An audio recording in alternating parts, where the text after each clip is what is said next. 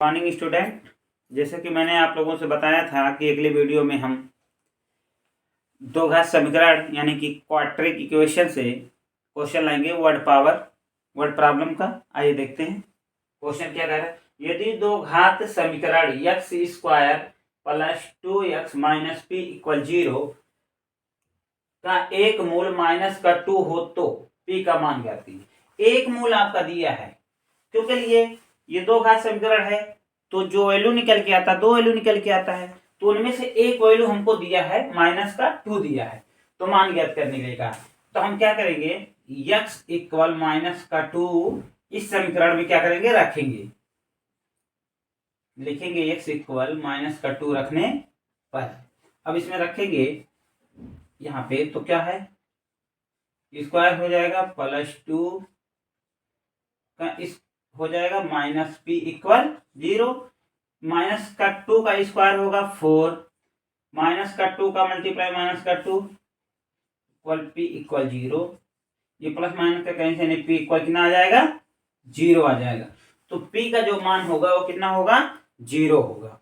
ठीक है, अब अगला क्वेश्चन देख रहे हैं। अगला क्वेश्चन क्या कह रहा है हमारा, समीकरण 3x² minus 5x plus 2 equal 0 का विविक्तर ज्ञात कीजिए। विविक्तर ज्ञात करने का फार्मूला क्या होता है, d इक्वल होता है b का स्क्वायर 4ac। ये फार्मूला है विविक्तर निकालने का, जो कि ये 2022 और 23 में क्वेश्चन पूछा गया है। तो विविक्तर निकाले, इसमें b क्या है, b की वैल्यू माइनस का 5 है, a की वैल्यू कितना है, 3 है, और c का वैल्यू जो है वो 2 है। फार्मूले में रखेंगे इक्वल b के जगह पे क्या रखेंगे, माइनस का 5 का स्क्वायर माइनस 4a का वैल्यू है 3, c का वैल्यू है 2। 5 का स्क्वायर कितना होगा, 25, 4 3 12, 12 दूनी 24। अब 25 में से 24 चला गया, कितना बचा, 1। यानी जो हमारा विविक्तर आएगा वो कितना आ गया, 1 आएगा। अब अगले क्वेश्चन की तरफ बढ़ रहे हैं। अगला क्वेश्चन देखिए क्या कह रहा है, ऐसी दो संख्याएं ज्ञात कीजिए जिनका योग 27 हो, यानी जो सम होगा 2 डिजिट कोई है जिनका सम कितना है 27 और गुणनफल 182। अब वह दो संख्याएं कौन सी है देखते हैं। माना पहली संख्या, जो हमारी पहली संख्या x मान लेते हैं, तो दूसरी संख्या जो होगी, दूसरी संख्या y मान लेते हैं, और प्रश्नानुसार दोनों संख्याओं का सम कितना है, x प्लस वाई इक्वल 27 दिया है, और दोनों का गुणनफल जब ये इसको इक्वेशन माने, और दोनों का गुणनफल यानी x और y का जब गुणा करेंगे तो 182 आ रहा है। अब 182 आ रहा है, अब यहां से क्या कर दें, यहां से वैल्यू निकाल के इसमें रख दें, या तो यहां से वैल्यू क्या कर दो, x और y की वैल्यू कितना है, 182 का है, इसको इक्वेशन 2 मानते हैं।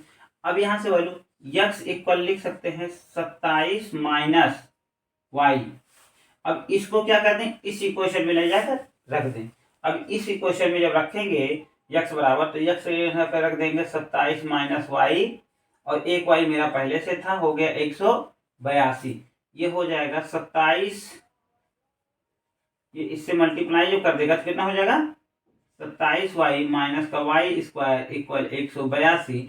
अभी इसको सही फॉर्म में लिखेंगे तो वाई स्क्वायर, ये उधर गया तो माइनस का 27y प्लस का 182 इक्वल 0। अब ये बन क्या गया, दो घात समीकरण बन गया। दो घात समीकरण बन गया तो इसको जब तोड़ेंगे तो इसको फैक्टराइज करेंगे, कितना होगा, 14 और 13 का जब गुणा करेंगे तो 182 आएगा, और 14 और 13 जब जोड़ेंगे तो कितना आएगा, 27 आएगा।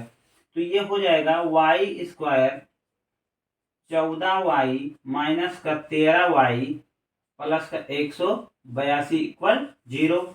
इन दोनों में y कॉमन है तो y माइनस 14, इसमें से 13 कॉमन ले लेंगे तो y minus 14 equal 0। y minus 14 और y माइनस 13, यानी y इक्वल 14 होगा या y इक्वल 13 होगा। अगर जो y 14 होगा तो x आपका 13 होगा, और अगर जो y 13 होगा तो ये आपका क्या आएगा, 14 आएगा। जो के लिए दोनों का सम कितना था, 27 था। तो इस दोनों को जोड़ेंगे तो या तो ये 27 हो सकता है या तो ये 27 होगा। क्योंकि दोनों पॉजिटिव का नंबर आ रहे हैं तो दोनों भी संभव है।